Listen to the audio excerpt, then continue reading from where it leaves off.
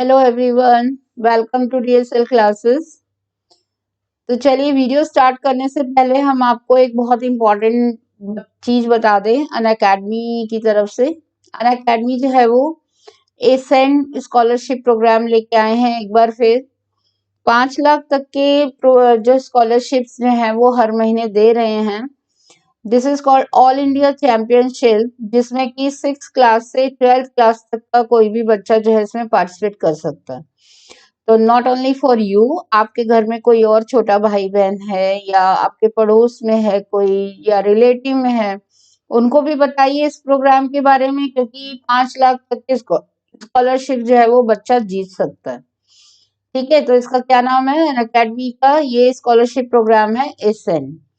अब क्या क्या इसके फीचर्स हैं? 10 जनवरी को होने वाला है। एक तो सबसे पहले याद रखना है आपको डेट, 10 जनवरी संडे होगा। 11 बजे से 12 बजे तक 1 घंटे का है ये। ठीक है, रिवीजन टेस्ट सीरीज की फॉर्म में है। एनसीईआरटी का सिलेबस करना है, कोई और एक्स्ट्रा चीज आपको नहीं करनी, सिर्फ एनसीईआरटी का सिलेबस गो थ्रू करना है। एंड नेगेटिव मार्किंग नहीं है कोई भी इसमें। जितने क्वेश्चंस हैं आपके, जितने ठीक होंगे उतने आंसर्स आपके, जितने भी करेक्ट होंगे उतना मार्क्स। यदि कोई गलत हो भी गया लेकिन तो उसका उतना ही मार्क कटेगा जितने का क्वेश्चन होगा। No negative marking is there. And बड़ी बात यह है कि फ्री ऑफ कॉस्ट है। पेरेंट्स को परेशान नहीं करना है, किसी बड़े भाई बहन को परेशान नहीं करना है कि आप पेमेंट दे दीजिए, हमें ये सीरीज लेनी है, अटेंड करनी है, हमें स्कॉलरशिप प्रोग्राम लेना है। ये तो कुछ भी नहीं, आपको फ्री ऑफ कॉस्ट अटेंड करना है। ये सिर्फ आपको एक काम करना पड़ेगा कि अनअकैडमी की ऐप डाउनलोड करनी होगी एंड देन लिंक जो मैं डिस्क्रिप्शन बॉक्स में डालूंगी उससे आप अपने आप को क्या करेंगे, वहां एनरोल करेंगे। ईमेल आईडी, मोबाइल नंबर वगैरह जो भी है वहां पर फिल करना होगा, रजिस्टर करना होगा अपने आप को, ताकि आपको टाइम टू टाइम नोटिफिकेशंस मिलते रहें कि किस टाइम होने वाला है, क्या क्राइटेरिया है, वो आपको पता चलता रहेगा। एसएमएस वगैरह के थ्रू नोटिफिकेशन आता रहेगा। एंड देन वहां पर जब आप अनअकैडमी पर लिंक खोलेंगे तो वहां पर सेलेक्ट कर लीजिएगा एसएन, जो गोल है आपका, जैसे कि एसएन, तो वो गोल सेलेक्ट करिएगा एंड देन फिर अपना एक छोटा सा फॉर्म होगा कुछ, वो फिल करना है आपको। ठीक है, और इसके अलावा भी यदि आप कोई स्पेशल क्लास अनअकैडमी पर देखना चाहते हैं, अनलॉक करना चाहते हैं उसे अपने लिए, तो वही क्राइटेरिया है कि अनअकैडमी की ऐप डाउनलोड करनी है, लॉगिन करना है ऐप में एंड गोल सेलेक्ट करना है। वहां पर आपका गोल हो जाएगा स्पेशल क्लास, और फिर एक इनवाइट कोड डालेंगे डीएसएल क्लासेस और आपकी क्लास वहां पर शुरू हो जाएगी।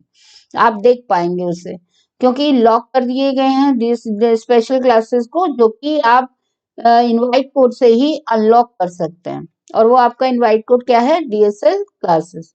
ठीक है, तो this is all about ascent, जो आपको अटेंड करना ही करना है। और जब आप स्कॉलरशिप जीत लें, आप, मेरी बेस्ट विशेष आपके साथ हैं, आप जीतें तो आप हमें कमेंट करके जरूर बताइएगा कि आपने स्कॉलरशिप जीती है वहां पर। ठीक है, चलिए आज की वीडियो की तरफ चलते हैं। आज का हमारा वीडियो एक और अमेजिंग इंपॉर्टेंट केमिकल बिहेवियर लेके आया है अबाउट द हाइड्रोकार्बन्स। हम हाइड्रोकार्बन की केमिकल प्रॉपर्टीज पढ़ रहे हैं, जो बहुत इंपॉर्टेंट बिहेवियर्स हैं उनके, एल्कीन, एल्काइन या बेंजीन, जिसके भी, वो मैं आपको इम्पोर्टेंट वर्ड्स पहले करा रही हूँ। जनरलाइज जो फॉर्म्स हैं वो आप एक साथ देख लेंगे मैप फॉर्म में, लेकिन जो criteria they are very important वो मैं आपको विद मैकेनिज्म करा रही हूँ। तो इसी सीरीज में हमारा जो नेक्स्ट है वो है एंटी मार्कोनी कॉव्स रूल और उसका मैकेनिज्म। पिछली वीडियो में हमने किया था मार्कोनी कॉव्स रूल के बारे में हमने पढ़ा था एंड मैकेनिज्म पढ़ा था। तो जिसने भी वो वीडियो मिस कर दी हो प्लीज जरूर चेक करिए, उसको वीडियो को जरूर देख के आइए, बहुत इंपॉर्टेंट है दोनों रूल्स। तो चलिए एंटी मार्कोनी कॉव्स रूल क्या है देखते हैं। जैसे कि मार्कोनी कॉव्स रूल में हमने देखा कि एल्कीन, जो एसिमेट्रिक कार्बन के एल्कीन्स होते हैं उनमें, ये एल्काइंस होते हैं, उसमें जब हम HCl या किसी हैलोजन एसिड का एडिशन करते हैं तो उसमें हैलोजन जो एलिमेंट है वो ऐसे कार्बन पर जाकर जुड़ जाता है जहां पर हाइड्रोजन की कमी है, और दूसरा हाइड्रोजन जो है वो रिच पॉइंट पर जाकर जुड़ जाता है। लेकिन वो है मार्कोनी कॉव्स रूल। लेकिन यदि हम कैटलिस्ट ले लें पेरोक्साइड, पेरोक्साइड की प्रेजेंस में सेम HBr का एडिशन करें, और this is only for the HBr part, इसलिए ध्यान रखना है, अभी मैं बताऊंगी आपको इसकी लिमिटेशन भी। HBr का यदि हम एडिशन करते हैं किसकी प्रेजेंस में, पेरोक्साइड की प्रेजेंस में, बेंजोइल पेरोक्साइड वगैरह कोई भी आप ले लीजिए, उसकी प्रेजेंस में यदि हम HBr का एडिशन करेंगे तो यहाँ पर अब रूल हो जाने वाला है उल्टा। उल्टा रूल क्या होगा कि जो नेगेटिव पार्ट है वो जाकर जुड़ जाएगा ऐसे कार्बन पर जहाँ हाइड्रोजन ऑलरेडी रिच है, एंड जहाँ हाइड्रोजन की कमी है वहां पर हाइड्रोजन ही जाकर जुड़ेगा। तो ये हो गया इसका उल्टा रूल, मार्कोनी कॉर्ब्स का रूल। इसीलिए हम इसे क्या कहते हैं, anti Markovnikov's rule. Anti means reverse, reverse हो गया रूल। एंड इसके अलावा हम, क्योंकि ये पेरोक्साइड की प्रेजेंस में हो रहा है ये इफेक्ट, कॉज हो रहा है, तो इसलिए इसे पेरोक्साइड इफेक्ट भी कहते हैं। और क्योंकि साइंटिस्ट जिसने ये डिस्कवर किया था दैट वाज खराश, so it is also called खराश इफेक्ट। सो इस रूल के तीन नाम हैं, तीन नाम से आपको इसे याद रखना है, anti Markovnikov's rule, peroxide effect and Kharasch effect. अब इस रूल के बारे में आपको मैंने पॉइंट क्लियर कर दिया, लेकिन रीजन अभी मैं बता रही हूँ आपको नेक्स्ट इसमें, कि जो नेगेटिव पार्ट है वो हमारा कहाँ जाएगा, ऐसे कार्बन पर जिस पर हाइड्रोजन एक्सेस में है, ऑलरेडी ज्यादा है, वहां जाकर नेगेटिव पार्ट जुड़ेगा। अब आप पूछेंगे ऐसा क्यों हुआ, रिवर्स क्यों हो गया पेरोक्साइड की प्रेजेंस में, ऐसा क्या खास हो गया, चेंजेस आ गए, है ना। तो वो हमें पता चलेगा मैकेनिज्म से, क्योंकि इसका मैकेनिज्म मार्कोनी कॉर्ब्स रूल के मैकेनिज्म से अलग है। मार्कोनी कॉर्ब्स रूल का मैकेनिज्म जाता है कार्बोनियम आयन के बनने से, पॉजिटिव एंड नेगेटिव आयंस बनते हैं जिसमें carbon bears the positive charge and carbonium ion की फॉर्म में चेंज हो जाता है वो। यहाँ पर जो मैकेनिज्म जाएगा वो अकॉर्डिंग टू फ्री रेडिकल्स जाएगा। अब आप सोचेंगे फ्री रेडिकल्स क्या होते हैं, तो जल्दी से रिवाइज कर लेते हैं फ्री रेडिकल कैसे बनते हैं। दो एलिमेंट हैं ए एंड बी, जिन्होंने अपना अपना एक इलेक्ट्रॉन जो है वो शेयर करके कोवेलेंट बॉन्ड बना रखा है। अब यदि सनलाइट या पेरोक्साइड की प्रेजेंस में ये क्या होता है, इनका होमोलिटिक फिशन हो जाता है, मींस दोनों इलेक्ट्रॉन जो है वो एक एक जैसे आए थे वैसे ही वापस बी के पास एक चला गया, ए के पास एक चला गया, तो इक्वली डिवीजन हो गया इलेक्ट्रॉन्स का, और ए के पास अपना इलेक्ट्रॉन है, बी के पास अपना इलेक्ट्रॉन है, लेकिन बहुत ज्यादा ये क्या हो गए हैं, एक्टिव स्मार्ट बन गए हैं रेडिकल्स, इन्हें कहते हैं फ्री रेडिकल्स। तो ये हम जो पॉइंट दिखा रहे हैं ये फ्री रेडिकल की पहचान है, क्योंकि आयंस बनते हैं तो पॉजिटिव एंड नेगेटिव आयंस की फॉर्म में लिखते हैं, फ्री रेडिकल को हम डॉट की फॉर्म में लगा देते हैं, और ये बहुत एक्टिव होते हैं, बहुत जल्दी चेन रिएक्शंस जो है वो कंटिन्यू करते हैं आगे, बहुत जल्दी रिएक्शन आगे चलती है। तो मीन्स फ्री रेडिकल हमेशा कब बनेंगे, सनलाइट की प्रेजेंस में या पेरोक्साइड की प्रेजेंस में, एंड उनमें क्या होगा, होमोलिटिक फिशन का वो रिजल्ट होते हैं। तो ये मैंने एक छोटा सा रिवीजन दे दिया। चलिए अब देखते हैं एंटी मार्कोनी कॉर्ब्स रूल का मैकेनिज्म कैसे जाएगा इनके हिसाब से। जो HBr है वो पेरोक्साइड की प्रेजेंस में, क्योंकि हमने पेरोक्साइड लिया है यहाँ पर, तो पेरोक्साइड की प्रेजेंस में यहाँ पर इक्वली डिवीजन हो जाएगा और होमोलिटिक फिशन हो जाएगा, और ये बन जाएगा H फ्री रेडिकल और Br का फ्री रेडिकल। ठीक है, यहाँ पर ये किसकी प्रेजेंस में हुआ, पेरोक्साइड की प्रेजेंस में यहाँ पर इनिशिएशन हुआ, स्टार्ट हुई चेन। अब ये जो Br का फ्री रेडिकल है ये it will attack on the propene, and वहां पर या तो ये जाकर यहाँ जुड़ेगा या फिर यहाँ जुड़ सकता है, क्योंकि डबल बॉन्ड पर अटैक करेगा। तो यदि ये CH2 पर जाकर जुड़ता है, यहाँ CH2 ये इस Br पर जुड़ता है यदि जाकर सेंटर वाले कार्बन पर, तो ये जो कार्बन है जिसका बॉन्ड अभी इनकम्प्लीट रह गया वो एक टर्मिनेशन एक वो फ्री रेडिकल पॉइंट बन जाएगा। एंड यदि ये Br कॉर्नर पॉइंट पर जाकर जुड़ा तो सेंटर वाला कार्बन जो है वो फ्री रेडिकल की फॉर्म में जनरेट हो जाएगा। मीन्स दोनों ही कंडीशन में यहाँ पर दो तरह के फ्री रेडिकल जनरेट होने वाले हैं। यहाँ पर जनरेट हुआ प्राइमरी फ्री रेडिकल और ये जनरेट हो गया सेकेंडरी फ्री रेडिकल। दोनों की कंडीशंस अलग अलग हैं। Br के अटैचमेंट की वजह से ये दो टाइप के फ्री रेडिकल बन गए। अब इनमें हमने कंपेयर कर लेना है। कंपेयर करने में आपको पता याद होना चाहिए ये सीक्वेंस, कि जैसे कार्बोनियम एंड टर्शरी मोर ज्यादा स्टेबल होता है सेकेंडरी से एंड देन प्राइमरी से। सिमिलरली फ्री रेडिकल का भी वही सीक्वेंस है। टर्शरी फ्री रेडिकल सबसे ज्यादा स्टेबल होता है, सेकेंडरी फ्री रेडिकल उससे कम, एंड लीस्ट स्टेबल होता है प्राइमरी फ्री रेडिकल। तो यहाँ तो टर्शरी है नहीं, यहाँ हमें कंपेयर करना है सेकेंडरी और प्राइमरी को। तो सेकेंडरी और प्राइमरी में से secondary free radical will be more stable. ठीक है, तो ये ज्यादा मिलेगा हमें मेजर क्वांटिटी में, ये बहुत कम मिलने वाला है, तो हम इसे नेग्लेक्ट कर सकते हैं। मेजर क्वांटिटी हमने उठाई और वहां पर हम देख रहे हैं कि आगे ये कैसे प्रोपेगेट करेगा, कैसे ये चलेगा। तो या तो ये H के जो फ्री रेडिकल है उनसे टकरा कर अपनी चेन टर्मिनेट कर सकता है, या फिर HBr का भी मॉलिक्यूल टकरा गया तो वहां भी इसकी प्रेजेंस में फ्री रेडिकल ही जनरेट होंगे H के और Br के, जिनमें से H यहाँ जाकर जुड़ जाएगा फ्री रेडिकल और बन गया हमारा फाइनल प्रोडक्ट, और नया Br जो है वो जनरेट हो जाएगा नेक्स्ट मॉलिक्यूल पर अटैक करने के लिए। तो ये एक तरह की चेन जो है वो चलती रहेगी, आगे कंटिन्यू रहेगी।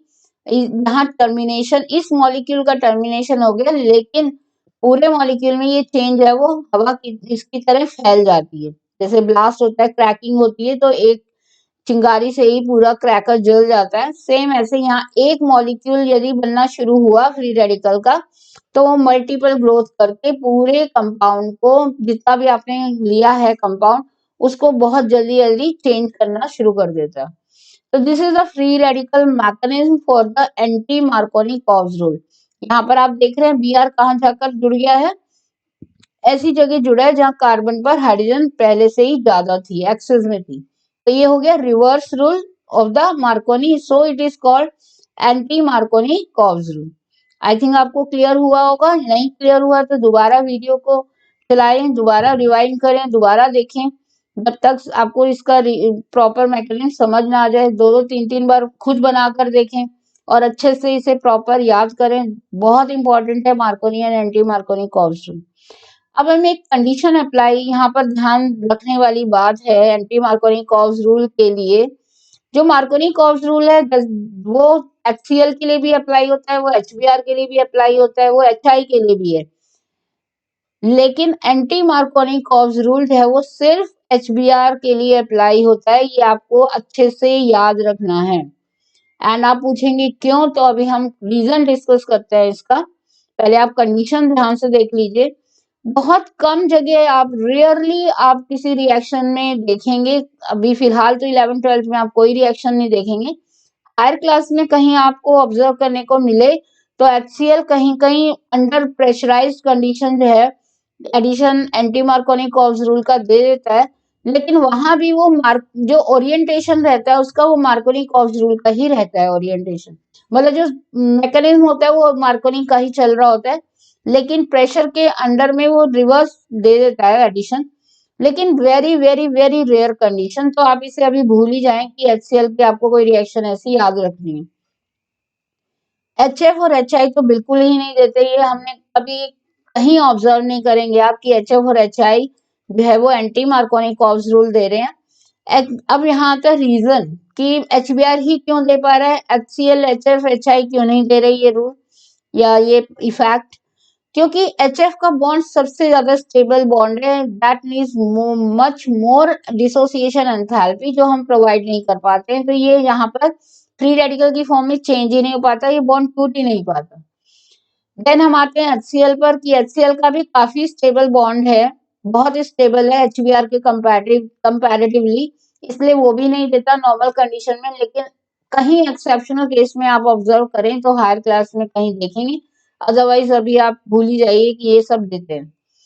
देन HI दे सकता है क्योंकि H और I का बॉन्ड काफी वीक है, HBr से भी ज्यादा वीक है, और वो इतना वीक है कि जैसे ही हम परऑक्साइड डालते हैं वो फौरन इंस्टेंटेनियसली होमोलिसिस फिशन करके H और I में ब्रेक हो जाता है फ्री रेडिकल में, और वो इतनी फास्ट रिएक्शन में ब्रेक होता है कि I जो है वो स्टेबलाइज ही नहीं हो पाता, I बहुत रिएक्टिव है और उसका फ्री रेडिकल I के साथ ही जुड़ के I2 की फॉर्म में चेंज हो जाता है।